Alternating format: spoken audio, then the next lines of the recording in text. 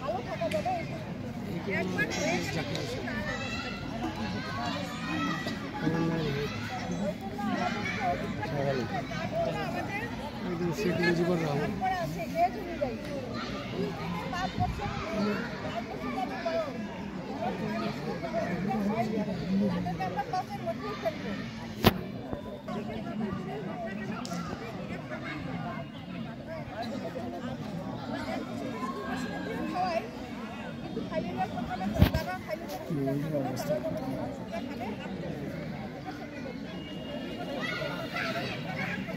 ওই কি বলে শুনবি তো।